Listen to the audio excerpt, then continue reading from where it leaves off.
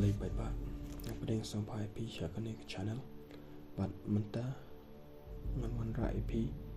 ya kubor ka badang shongshit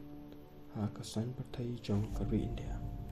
ka jingïakajia hapdeng Prime Minister Modi but ka Chief Minister Mamata Banerjee halor ka kynnoh bala pynlehrai ya ka President Droupadi Murmu kat kum ki bor ka President Droupadi Murmu ka lechat jilla West Bengal panchim penta hagan 9 International Santhal Conference ka batai ka jingïalang ka bakongsan jong ka jat benriu Santhal hanrai hagan ne ka jingïalang lami ka jingïakren ka bujur hadien bala kynnoh ba ka jilla West Bengal kala pekhenre no ya ka venue ha khalep mat ka bakhadu na ka jaka ka bahe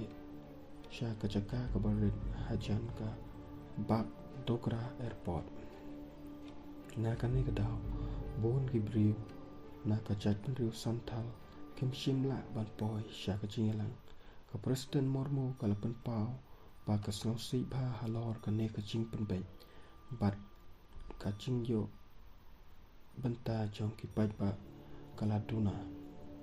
hadien ka ne Prime Minister Narendra Modi la kynthoh jor ya ka sorkar Santhal Conference TMC ka bayalam da ka Chief Minister Mamata Banerjee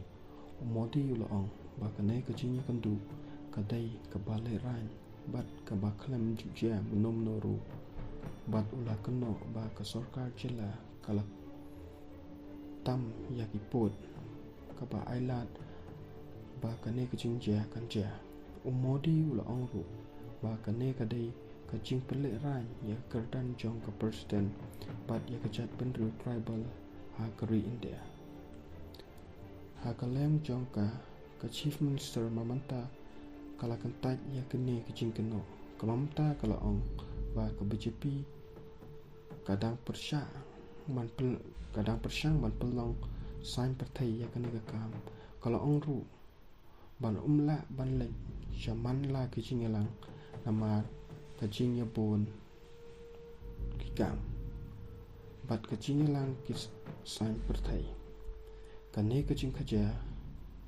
kala nang penjur ya ka jingïakani bor hapdeng ka sorkar pedeng bat ka sorkar West Bengal bat bon ki pai ba ka dang up ban tip shu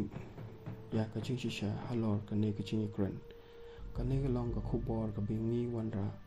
na ka benta jong phim ta ka sngi ada bisno tanat ya ka ne ka video to subscribe ya ka ne ka channel but follow ru Instagram but yo I khubor ka pathamai manla ka sngi khublai shipon samba subscribe